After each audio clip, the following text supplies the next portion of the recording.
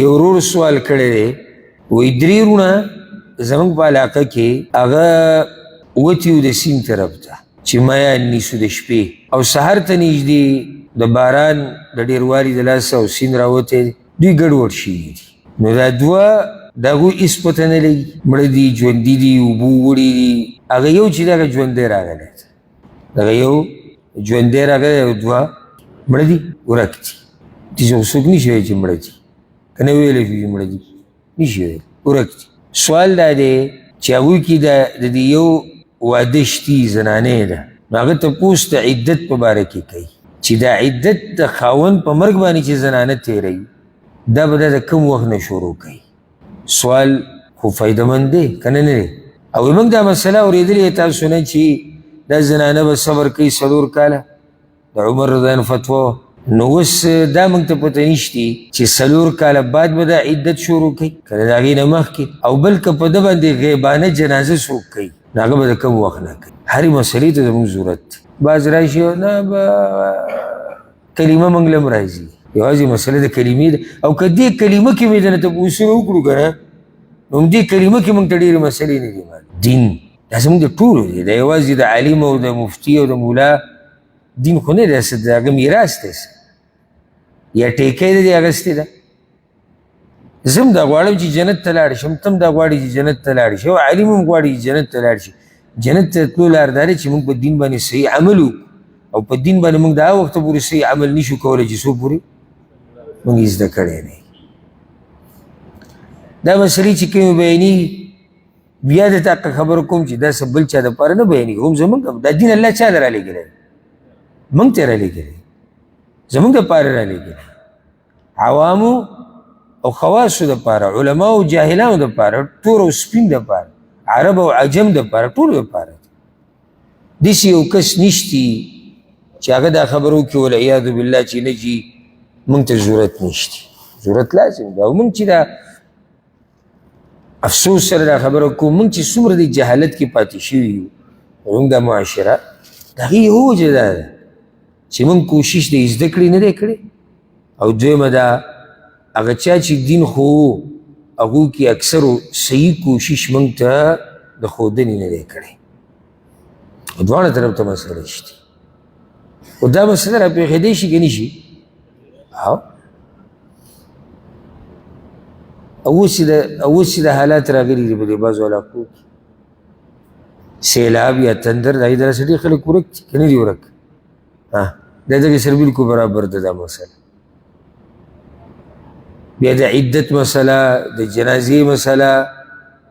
څه به کوو الجواب دا چې ورک شي ده ته په عربۍ کې مفقود ویلی کېږي المفقود مفقود مختصر تعریف دا دی په شریعت کې هغه سړی چې غیب شوی دی او د هغه خبر هم نشتی هېڅ پته یې نه لګي چې ژوندی دی که مړ دی بلکې دا پته یې نه لګي چې کوم ځای کې دی دا پته هم نشتی چې کوم ځای کې دی اول خو دا مسله یې د ساتي چې یو سړی ورک شي که نه نو محض ورکېده دا د ده په نکاح باندې ګوره اثر نه کوي چې ویره ورک شو یو ښځه یې طلاقه شوه نه چې ورک شو ښځه د ده په نکاح کې ده او په ښځه به خرچم کوي خرچم دی به کوي نو دی خو نشتي کوم وارثان چې دي خرچه په هغوی ده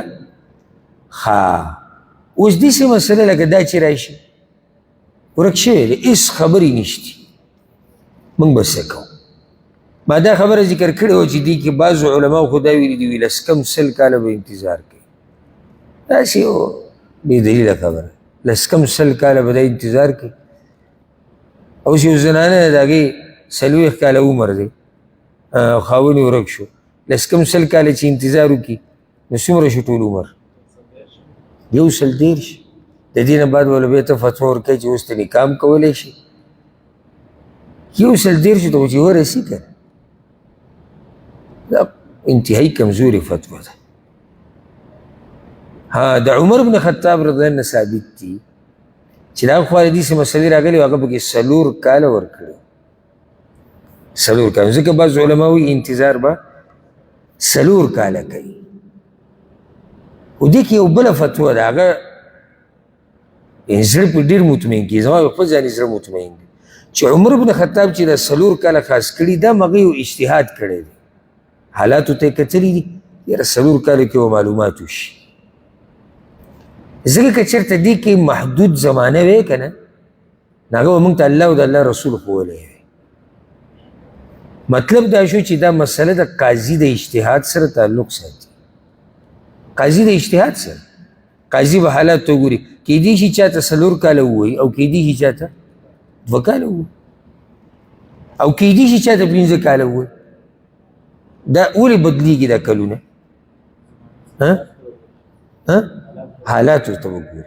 اوس 4 کاله عمر بن خطاب کوري دي رضی الله عنه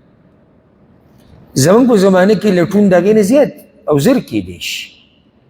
موږ سره آلات دي موږ سره ټکنالوژي ده موږ سره انټرنیټ دی په هغو کې خو دا هر څه نه وکړه نو ځکه تحقیقي قول دا دی چې مسله چا ته راجع ده قاضي ته عالم ته هغه به اجتهاد وکړي حالاتو ته وګوري چې زنانه ته به 4 کاله صبر کې 4 کاله کې به خبر راشي دا به 4 کاله صبر کې 3 کاله به صبر 4 نه زیات دا به صبر او چې کله بیا قاضي فیصله وکړه او حکم صادر کو بیا پسې هغوی رالو چې دومره وخت تېر شو څه پته ونه لګېده او حکم صادر کو چې او دا سړی مړلی حکمن مړلی حکمن څه مطلب دی یعنی داغه دا حکم دی نور حقیقي د مرګ لا موږ ته پته نشته خو څوک چې دومره وخت غیبي او هېڅ پته یې نه لګي او هغه پسې لټون وشي ډېره دی مړلی به چې کله دا فیصله صادره شو د قاضي نه او د عالم نه نو بس دغه ټیم کې به د زنانه عدت شروع شي د مرګ عدت د خاوند د مرګ عدت 4 میاشتې ولس ورځي هغه به شروع شي دویم میراث به دې ځینې تقسیمیږي یوازې د عدت مسله هم نه ده یوازې د مانځه د جنازې مسله هم نه ده د میراث مسله هم ده میراث سره به څه کوو میراث به هم د دې ځینه هغه تقسیمیږي نو بیا که د دې زنانه عدت ختم شو نو دې له بیا روا دي چې د بل چاته واده شي په نکاح شي مسله اسانه ده ګرانه پوه بې نه شوئ ښه اسانه مسله ده خو چې څوک په توجه سره خبره واوري